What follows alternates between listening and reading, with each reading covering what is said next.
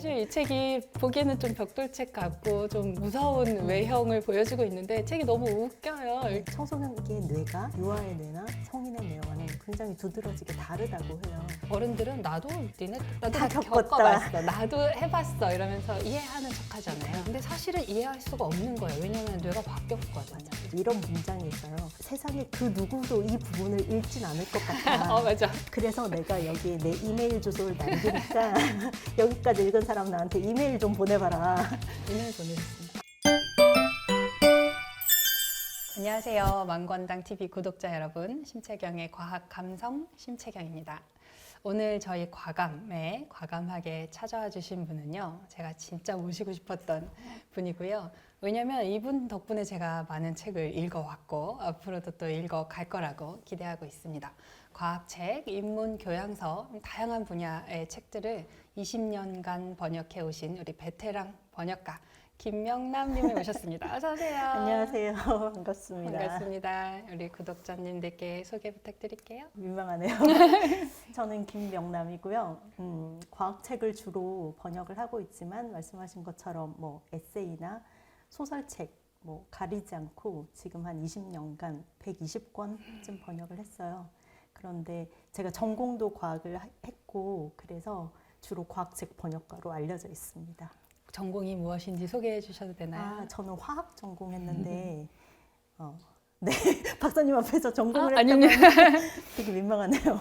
저는 사실 이 김명남 번역가가 번역했던 책들을 한번 쭉 어떤 통계를 내보면 좋겠다 이런 생각을 했어요. 번역해 오신 책이 워낙 권수가 많고 다양한 분야를 하셨는데 분야별로 한번 히스토그램 그려보면 어떨까. 그러면 번역가님의 개인적인 취향이 드러날 수도 있겠고 아니면은 이제 국내에서 원하는 번역 출판 시장, 번역 시장의 어떤 지표로 보아도 무방하지 않을까. 너무 대표적인 번역가이시기 때문에 김명남 번역가의 작업 그 내용을 한번 이렇게 통계를 한번 해볼 필요가 있다. 분석을 해볼 필요가 있다. 그런 생각을 합니다. 그게 아마 우리에게 시사하는 바가 많을 거라고 저는 생각하고 있습니다. 그러게요. 어느새 20년이 긴 세월이긴 하네요. 그러니까요. 이게 저는 한 가지 직업을 10년 정도 했으면 정말 그분의 그 직업을 너무나 존중해야 된다고 생각하거든요. 그분이 한 10년 정도 하면 전문가라고 말할 수 있다고 생각하는데 그걸 한 번 더 넘어서 20년을 지금 넘어가고 있기 때문에 아마 그 안에서 담아두신 이야기가 많을 것 같고 보통 책 얘기를 하게 되면 그 책의 저자나 이런 분들을 모시잖아요. 그렇죠. 근데 번역가의 이야기를 들어보는 기회가 별로 없다는 생각이 들었고요. 사실 김명남 번역가님은 굉장히 유명한 대표적인 번역가인데 김명남님에 대한 인터뷰나 이런 게 너무 생각보다 없더라. 제가 그래서 너무 궁금해가지고 오늘은 직접 모셨습니다. 오늘 과감하게 뜯어볼 책은 행동이라는 책입니다. 로버트 세포스키의 책이고요. 보시다시피 이 벽돌책의 대명사 우리 벽돌 문진이 필요한 이 책 정도 누르려면 이런 게 필요해요. 대표적인 벽돌책이라고 할 수 있겠습니다. 아마 이 책을 다 보시는 분들은 드물 것 같고 독자가 가장 많이 볼 페이지는 여기라고 생각합니다.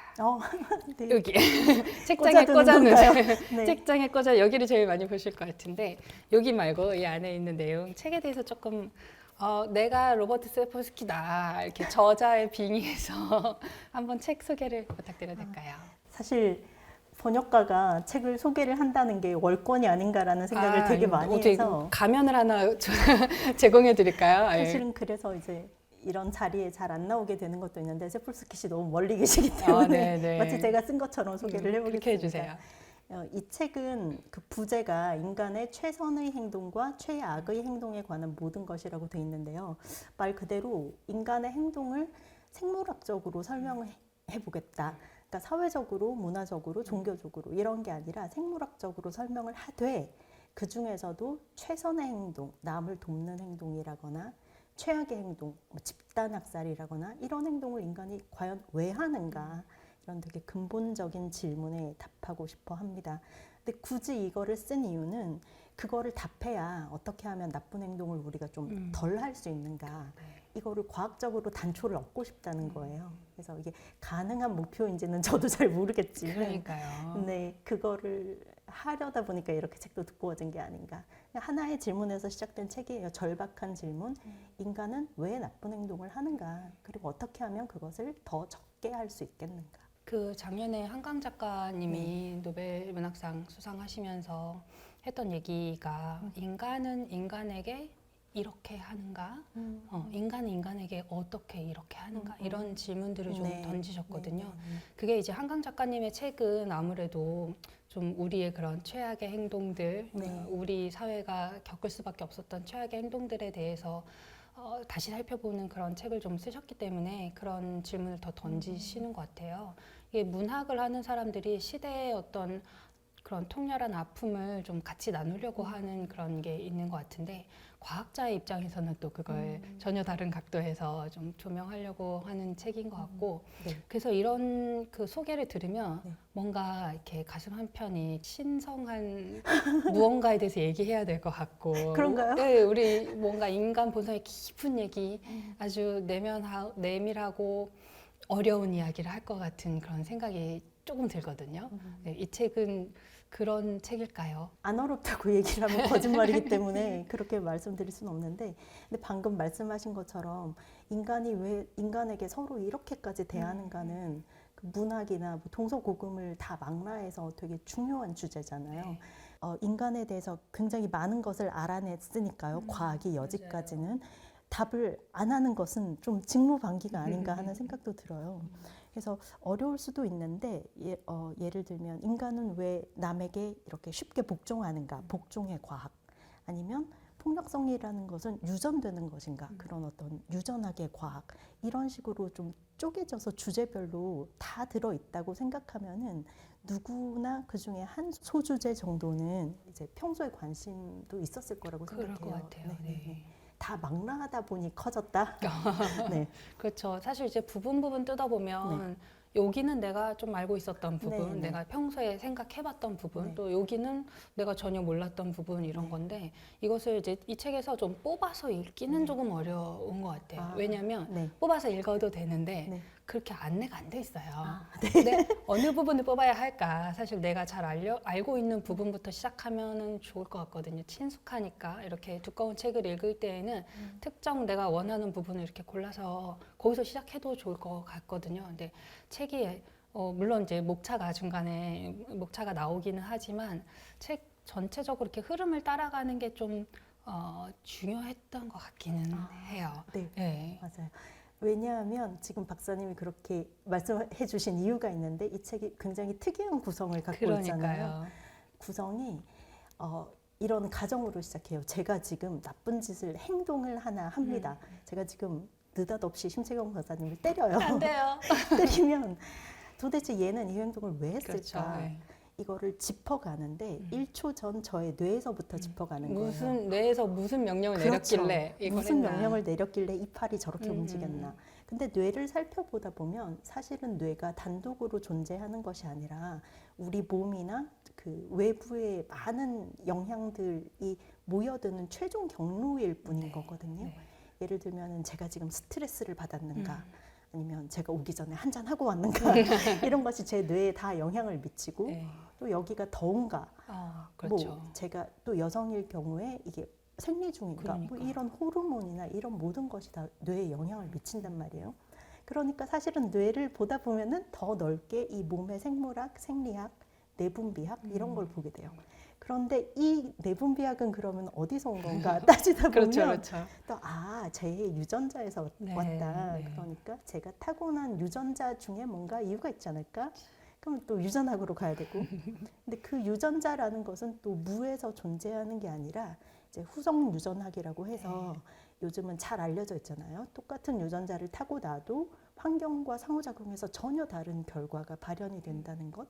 그러면 결국 나는 유전자를 알아보려고 들어갔는데 환경을 또 이야기를 해야 되는 거예요. 이런 식으로 이 책은 1초 전 어떤 행동이 1초 전 원인부터 뭐 몇 시간 전 원인, 며칠 전 원인 이렇게 나아가서 결국에는 인류 문명 수천 년, 수십만 년 전 거의 비키스토리 네, 같은 네, 책이에요. 맞아요. 그걸 비키스토리라고 네, 하잖아요. 네. 그러니까 사실 이 책을 거꾸로 보면 말씀하신 것처럼 처음에 뭐 1초 전, 뭐 얼마 전, 아니면 이게 왜 작은 단위에서 이렇게 네. 됐는가, 더 큰 단위에서 이렇게 되었는가 이렇게 계속 짚어가는데 끝에 가면 여기서부터 다시 시작해 보면 완전 비키스토리거든요. 맞아요. 인간이라는 종이 왜 이렇게 맞아요. 진화해 왔고 우리의 사회는 인간을 어떻게 키워내는가에 대한 책이라고 할 수 있어서 이게 굉장히 재밌는 접근이었던 것 같아요. 근데 비키스토리에 관련된 책들은 좀 큰 데서 시작하는 경우가 그렇죠. 있잖아요. 태초에 줌인을 네, 하는데 거기서부터 시작하는 경우가 있는데 이 책은 줌아웃을 하는 네, 네. 그래서 그런 전체적인 흐름의 그 묘미를 느끼려고 하면 처음부터 좀 쭉 읽어가야 될 필요가 있기는 해요. 근데 쉽지는 않습니다. 네. 질문을 너무 식상한 질문이지만 할 수밖에 없는데 번역하는데 얼마나 아, 소요되었나요? 이 시간. 지금 1000쪽이 조금 넘는 네. 걸로 알고 있는데 제가 일을 한 시간 네트 일수로 따지면 6개월? 6개월. 걸렸어요. 매일 이것만 번역했다고 치면 그렇죠, 그렇죠, 6개월. 6개월. 하지만 실제로는 한 2년 좀 걸린 것 같아요. 거의 책을 쓰는데 걸리는 시간 아닌가요? 그건 전혀 아니고요. 그건 전혀 아니고요. 그래도 저는 이제 과학책은 좀 편하게 하는 편이라서 2년이라고 하면 엄청난 것처럼 들리지만 그렇진 않고 그 6개월이라는 시간이면 될 것을 2년에 걸린 것은 이제 다른 일도 같이 다른 책도 병행하고 계셨던 건가요? 그렇지는 않고요. 그런가요? 네, 보통 번역가들은 이제 한 책을 하면 그 책을 다 끝내고 이렇게 넘어가야 되기 때문에 근데 이제 좀 중간중간 쉬기도 하고 이 책은 좀 휴식이 네, 독자도 필요한데 하물며 번역가는 정말 필요했을 것 같아요. 그리고 이 책에 이제 뭐 주석이나 뒤에 찾아보기 이런 것들이 또 방대하잖아요. 네. 그것들을 순서가 어떻게 돼요? 책을 읽어 나가면서 주석이나 뭐 참고 문헌이 있으면 그걸 같이 번역을 하시는지 아니면 쭉 번역하고 책에 나온 순서대로 뒤에 찾아보기를 다시 번역하고 이렇게 하시는지. 사실은 참고 문헌이나 네. 주석 번역하는 시간이 굉장히 많이 걸렸던 것 엄청 같아요. 걸릴 것 이 책은. 같아요. 그게 너무 어려운 내용을 네. 이렇게 어렵고 복잡한 내용일수록 주석이나 찾아보기로 빼놓잖아요. 어렵죠. 그러니까 거기가 제일 어렵고 사실 저는 이제 오타가 제일 많은 부분이 찾아보기랑 참고 문헌이거든요.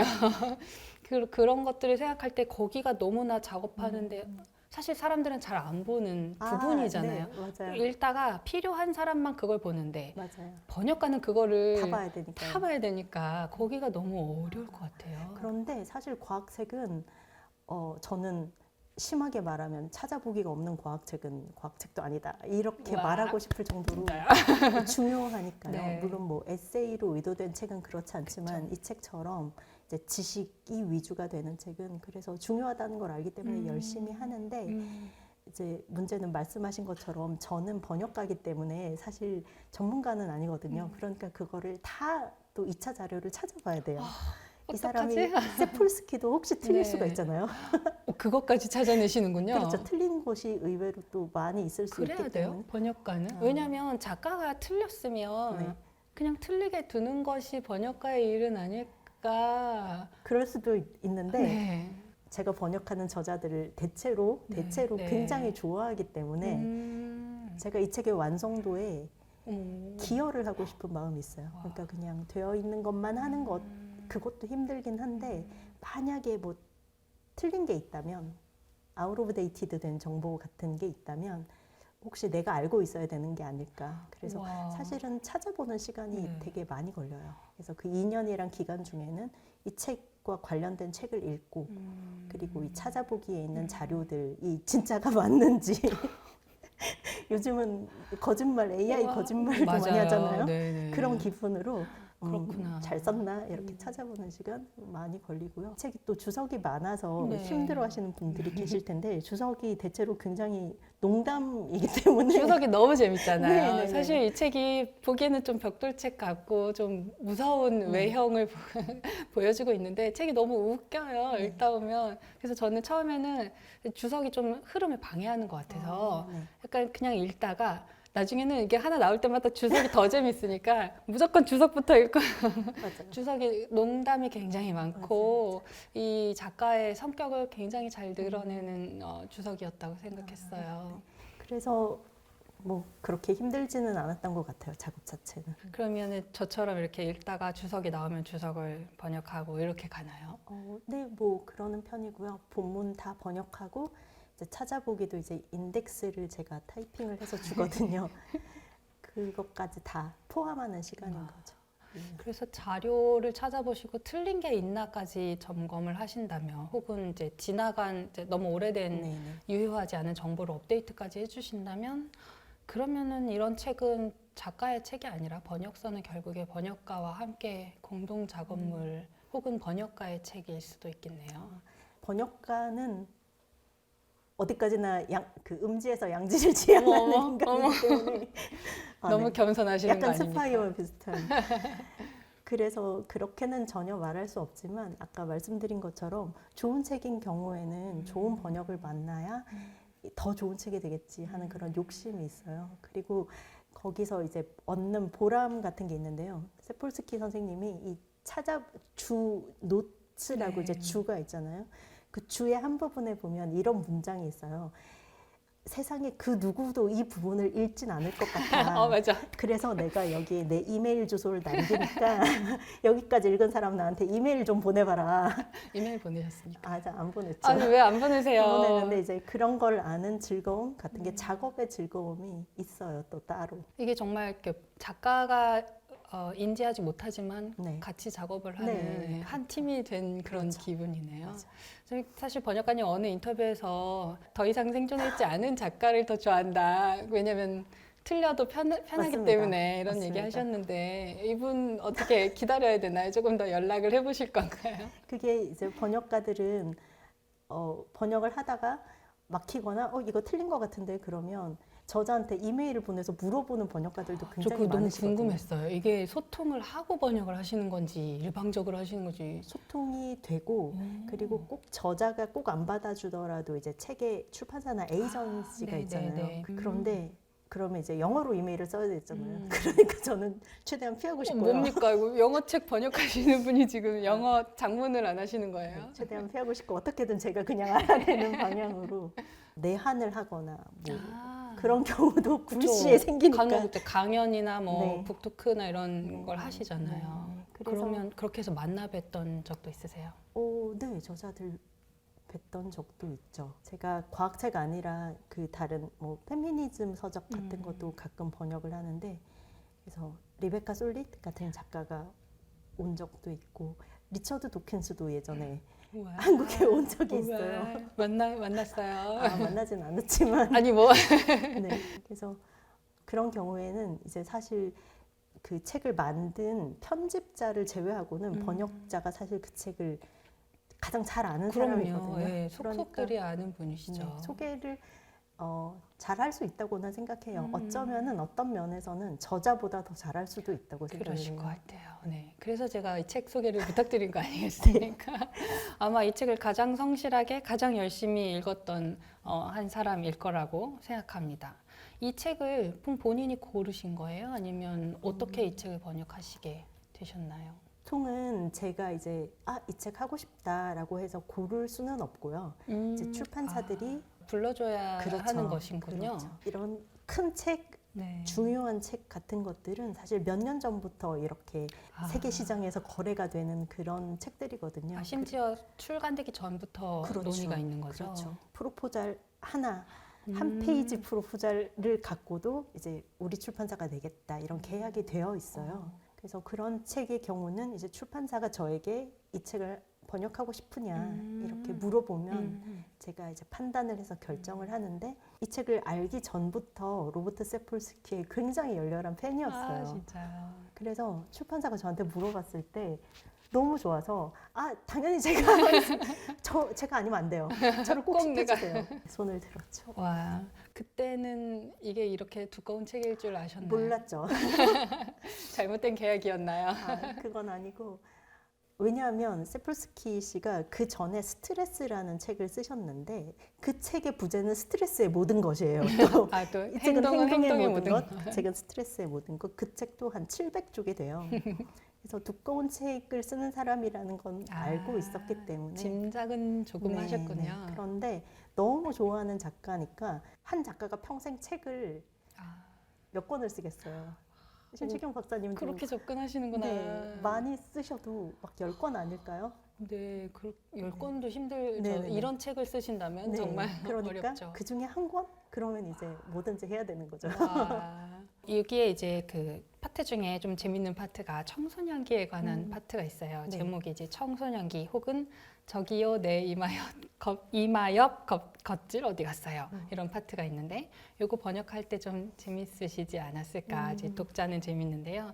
이런 청소년 뇌와 어른 뇌가 다르다는 얘기를 다를 것 같긴 한데 이렇게 다른가? 이런 게 있잖아요. 어떠셨어요? 청소년기를 굳이 챕터를 하나 따로 뒀다는 게 어떻게 보면 굉장히 의아하죠. 굳이? 네. 그런데 정말로 굳이 따로 둬야 되는 이유가 청소년기의 행동이 두드러지게 유아기나 성인기에 비해서 다르고 그 이유가 청소년기의 뇌가 유아의 뇌나 성인의 뇌와는 굉장히 두드러지게 다르다고 해요. 다르긴 하잖아요. 그러니까 네. 우리도 청소년들 이제 흔히 뭐 중2병 이렇게 표현을 네. 하는데 네. 어쩔 수 없는 것이었나 이런 생각이 사실 이 친구의 잘못이 아니라 그렇죠. 어쩔 수 없는 거였구나. 다 근거가 있는 것이고 네, 다 이유가 있는 거였던 네. 거죠. 그 이유가 뇌가 성숙을 하는데 다 같은 속도로 성숙을 하는 게 아니라 이제 뭐 감정을 관장하는 변형계라거나 네. 다른 그런 부분들은 성인에 얼추 가까워졌지만 단 하나 그 우리 이마옆 저는 이마옆 겉질이라고 번역을 했는데 네, 사실 전두엽이라고 그렇죠. 우리가 흔히 불렀던 것인데 저는 최대한 한글 용어를 쓰려고 이제 그래서 대한의학협회에서도 몇 년 전부터 한글 용어를 가급적 쓰기를 네, 권하시거든요. 그렇군요. 그래서 좀 어색해도 네. 어떻게 보면 직관적인 면도 있어요. 이마옆 그렇죠. 겉질, 이마에 이마옆. 있는 네네네. 겉질. 근데 그 이마옆 겉질은 이제 이성적인 작업을 네. 총괄하는 이제 네. 뇌 속의 결정자 같은 부분인데 이 부분에 성숙하는 속도는 굉장히 늦다는 거예요. 그래서 상상을 해보면 이제 화가 벌컥 났는데 어른의 경우는 내가 변형계가 화를 벌컥 내도 이마옆 겉질이 야 그거 뭐 화낼 일이 아니야라고 인사이드 아웃 같잖아요. 그렇죠. 야, 괜찮아. 좀 기다려. 네, 뇌 속에서 이렇게 조절을 해서 그런 행동으로 이어지지 않는데 청소년은 이 조절자가 너무 잘안 일을 되는 못하는 거잖아요. 거죠. 네. 그러니까 한번 난 짜증이 억제가 되지 않고 근데 이거는 뒤집어 이야기를 하면 이제 좋은 기분, 쾌락 같은 거를 훨씬 더 크게 느낄 수 있다는 말이기도 하거든요. 네, 훨씬 행복할 수 있는 거죠. 그렇죠. 그래서 청소년기에 감정 기복이 심하고 그래서 주변 사람들한테는 조금 재앙이지만 창의력도 굉장히 뛰어나고 그래서 세상에 나쁜 일도 많이 하는 시기이긴 한데 그렇죠. 이제 폭력성도 조금 네. 높고요. 하지만 좋은 일도 많이 하는 시기다. 그래서 이제 중요하기 때문에 따로 이제 설명을 하는 것 같아요. 제가 최근에 그 드라마 소년의 시간이라는 드라마를 네. 봤는데요. 이게 이제 청소년기에 학교에서 네네. 일어난 어떤 학교 친구들 간에 일어났을 것으로 추정되는 살인 사건에 관한 이야기예요. 그래서 뭐 심리 상담사랑 나누는 대화를 굉장히 길게 보여줘요. 근데 이 심리 상담사가 최선을 다해서 이 친구를 자극하지도 않으면서 자기가 뭔가 왜 이런 범죄를 저지르게 됐는지를 좀 자기가 이해하려고 노력을 하고 재밌는 대사가 있는데요. 네가 이해하는 걸 이해하고 싶어 라고 심리상담사 계속 얘기를 해요. 그 드라마를 보면서 이 책을 좀 다시 생각하게 됐어요. 그러니까 우리가 청소년기를 약간 희화화하기도 하고 중2병 뭐 이러면서 희화화하기도 하고 뭐 어른들은 나도 다 겪어봤어 나도 해봤어 이러면서 이해하는 척하잖아요. 근데 다 아는 척하죠. 네네. 근데 사실은 이해할 수가 없는 거예요. 왜냐하면 뇌가 바뀌었거든요. 맞아요. 이제 다른 사람이 됐기 때문에 그걸 이해할 수 없는 게 맞는 거예요. 그래서 그 드라마를 보면 그 청소년기 학교 안에 있는 친구들, 예를 들어서 경찰이 학교에 조사를 하러 왔어요.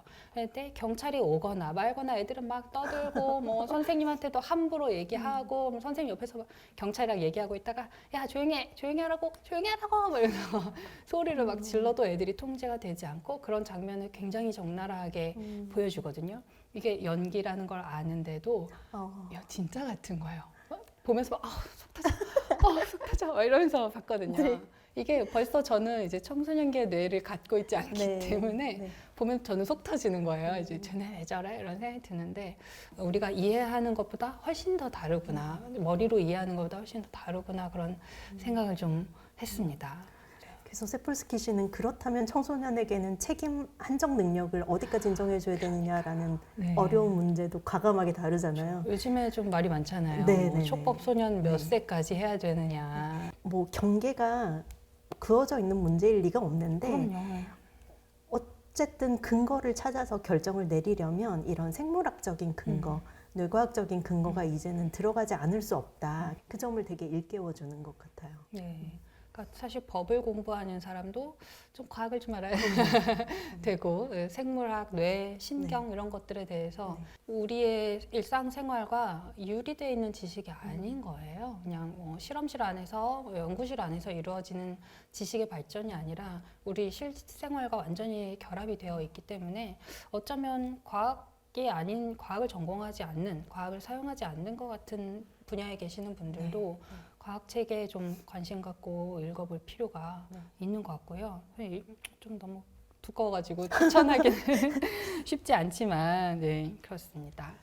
그리고 이 책에서 좀 저는 이 책을 관통하는 것 같은 그 파트가 우리와 그들이라는 그런 파트였는데요. 좀 더 편을 갈라서 상대방 팀을 공격하거나 뭐 비판하거나 해야 될 때 사실 좀 더 적극적이거든요. 게임을 해도 우리가 만약에 혼자서 플레이하는 게임을 하면 네. 아 왜 저래 그냥 상대방 혹은 컴퓨터한테 네. 아 왜 저래 그냥 그러면서 아 또 졌네 뭐 이 정도인데 만약에 팀을 갈라서 우리 팀과 저 팀이 같이 게임을 한다 그러면 좀 더 적극적으로 총을 쏘고 좀 더 적극적으로 폭탄을 던지고 이렇게 하는 것 같거든요. 그리고 또 스포츠 경기 사실 네. 우리가 너무 많이 알잖아요. 네. 야구장에서 만약에 홈팀이 지면 큰일 나는 거죠. 네, 그날 네, 네. 지하철 초토화되는 것이고 뭐 축구도 마찬가지이고요. 그런 게 사실 이게 어떻게 보면 좀 폭력일 수도 있거든요. 그게 한 어떤 형태의 폭력이잖아요. 우리 팀이 졌다고 해서 막 지하철역에서 깨부시고 이러는 경우도 있는데 그런 거는 아 오늘 저 팀 져서 그래 라고 정당화하기에는 좀 폭력적인 것 같고 체육대회도 그냥 개인 달리기 말고 뭐 계주를 한다든지 청팀 뭐 100팀 이렇게 나눠서 한다든지 하면 우리가 훨씬 더 폭력을 정당화하게 되는 것 같은 그런 부분이거든요. 저도 그 박사님 말씀하신 것처럼 이 책의 핵심이 그 우리와 그들을 다루는 장이라고 생각을 하는데 그 이유는 세폴스키 씨가 이제 인간의 폭력성에 기여하는 여러 요소들을 막 이렇게 범인을 찾듯이 마치 추리 소설처럼 너냐 테스토스테론이냐 유전자냐 막 이렇게 찾아가는데 그중에 가장 유력한 용의자가 그런 이분법하는 편가르기 사고 방식이라고 세폴스키도 생각을 하는 것 같아요. 근데 그 우리 그들 이렇게 나눠서 우리 내 집단에 대해서는 한없이 옹호해주고 그들 타인 외 집단에 대해서는 일단 배척하는 이런 성향은 사실은 나쁜 것이기는 한데 어쩔 수 없는 것이에요. 네. 인간이 타고나는 것이고 그렇잖아요. 사실 그게 도움이 될 때도 있잖아요. 그렇죠. 인간은 사회적 동물로서 이제 무리를 지어서 사는데 무리끼리의 상호작용에서 내가 우리 편을 편들어야 내가 살아남을 수 있다는 것은 너무 당연한 것이라 이것은 뭐 누가 나쁜 문제가 아니라 진화가 우리 사회적 동물인 인간 종에게 넣어준 어떤 생존의 도구죠. 그렇죠. 그래서 이건 없앨 수 있는 것은 아닌데 문제는 세폴스키도 지적하듯이 우리가 이 도구를 너무나 함부로 너무나 무비판적으로 사용하거나 쓸려간다는 점인 것 같아요. 아까 말씀하신 그런 스포츠팀의 경기도 그렇고 그런데 문제는 여기서 정말 문제는 뭐냐면 이런 우리와 그들을 나누는 이분법이 결코 합리적으로 이루어지는 게 아니거든요. 네네네. 뭐 인종이나 성별이나 이런 것은 누구나 좀 인정할 수 있는 이분법 명확해 보이는 경계이지만 사실 인간은 그동안의 많은 심리 실험의 결과에 의하면 정말 아무것도 아닌 것으로도 1초 만에 본능적으로 편을 가른다고 해요. 예를 들면 저는 지금 스웨터를 입었고 심채경 박사님은 재킷을 입었다. 그러면 저는 머릿속에서 스웨터파와 재킷파로 이렇게 쫙 사람들을 나눠서 재킷 입었네? 이렇게. 네, 그래서 스웨터를 입은 사람에게 보다 호감을 느낀다는 거예요. 어떡하지?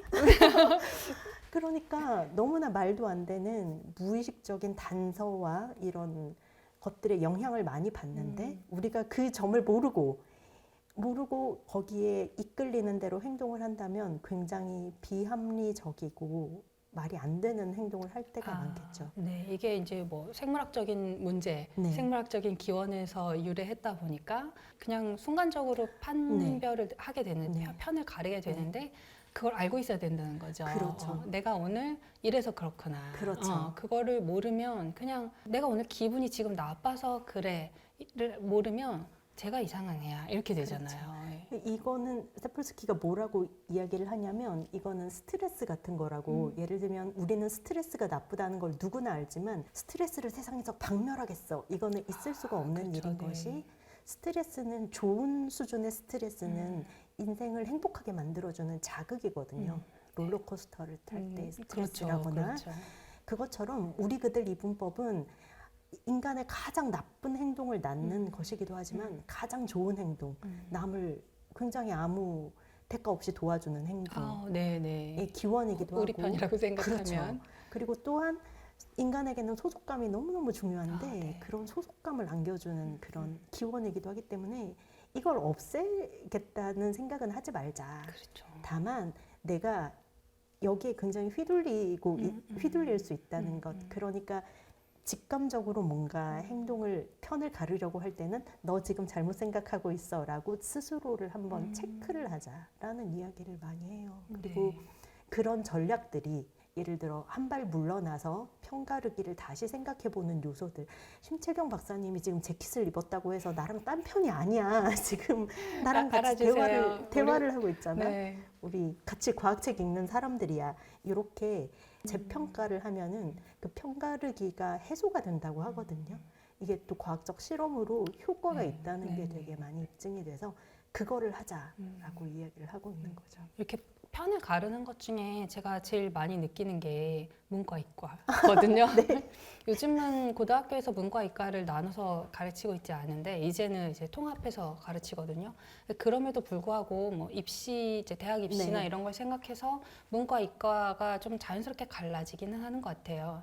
제 세대는 문과 이과를 완전히 구분해서 이제 교육을 받던 세대여서 과학이나 수학만 막 매니아적으로 파는 것 같고 인문사회 쪽은 뭐 과학은 전혀 관심 없는 친구들인 것 같고 그래서 뭐 문과 이과를 나누는 것이 이제 어떤 사회적인 밈이 되고 애초에 처음부터 선을 긋고 선입견을 갖게 되는 그런 카테고리로 나눠버리는 것 같은 거예요. 그런 이 책에서도 이제 범주적 사고라고 그렇게 얘기하고 있는데 이제 뭐든지 카테고리를 그냥 딱 나눠버리는 거죠.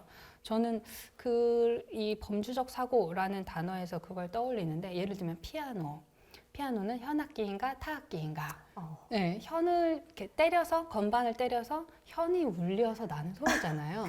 근데 그러네요. 피아노를 현악기에 넣어야 될지 타악기에 넣어야 될지 잘 모르겠으니까 건반악기 이렇게 네, 서로 범주를 만들었죠. 그러니까 어디엔가 이렇게 넣고 싶은 거예요. 어느 카테고리엔가 꼭 구분하고 싶고 토마토도 채소인가 과일인가 하다가 과채류 새로운 범주를 만들어서 딱 이렇게 넣어버리고 우리는 이렇게 범주를 나눠서 사고하는 걸 선호하는 것 같아요. 그게 효과가 있기는 하거든요. 그렇죠. 내 편이지, 네 편이지. 그렇죠. 빨리 피하 식별을 잘해야 이제 생존에 유리하기는 한데 어떠셨어요?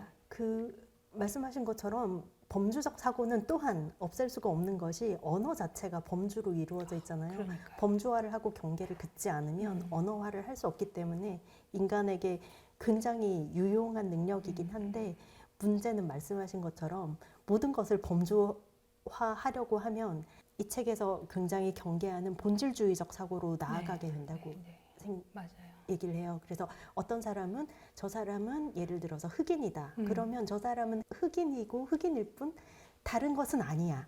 그러니까 그 본질일 뿐이야.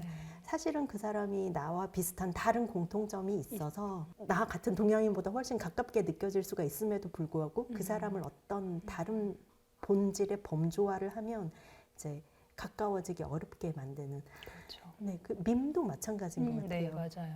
재미있고 설명을 유용하게 해주는데 분명히 유용한데 밈으로만 뭔가를 설명을 하려고 하면 놓치는 것이 생기고 그럼요.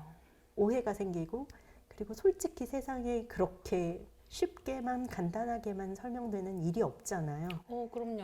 네, 그런데 마치 다 그렇게 간단하게 구분할 수 있을 것 같은 착각을 안겨준다는 점이 되게 위험한 것 같아요. 이 저자가 이제 그런 종류의 이야기를 이 책에 이렇게 담고 있습니다. 이 세표스키가 계속 얘기하고 싶은 게 이게 우리가 아닌 편 이렇게 하는 게 꼭 그렇게 절대적인 것은 아니잖아요, 그렇죠? 그리고 우리가 어떤 경우에는 우리 편이 아닌데도 어떤 인류로서의 우리 편으로 다시 끌어안는 경우도 있어요. 번역을 하시는 동안에 그러면 우리는 이렇게 편을 갈라서 계속 싸우는 존재인가? 아니면 그걸 넘어서 어떤 커다란 더 큰 인류의 혹은 지구의 이런 더 큰 범주 안에서 우리가 더 선한 행동을 할 수 있는 존재라는 어떤 희망이 아직 있는가? 번역을 해보시는 동안에 이렇게 정말 깊게 읽으셨는데 어느 쪽이세요? 범주로 나눠야지. 범주로 예스냐 예스니까 노냐로 노입니까? 희망입니까? 절망입니까? 사실은 상대한테 공감하고 감정이입을 하는 게 좋지 않아? 라고 생각하는 게 보통인데 실제로 과학적으로 살펴보니까 그렇지 않더라는 거예요. 우리 저 MBTI T인 분들에게 희망을 드리는 우리도 공감할 수 있다. 네, T가 굉장히 세상에 좋은 일을 많이 할 수 있다. 좋은 일을 많이 할 수 있다. 유머도 번역을 해야 되잖아요. 이 유머를 번역한다는 게 너무 어려운 일일 것 같아요.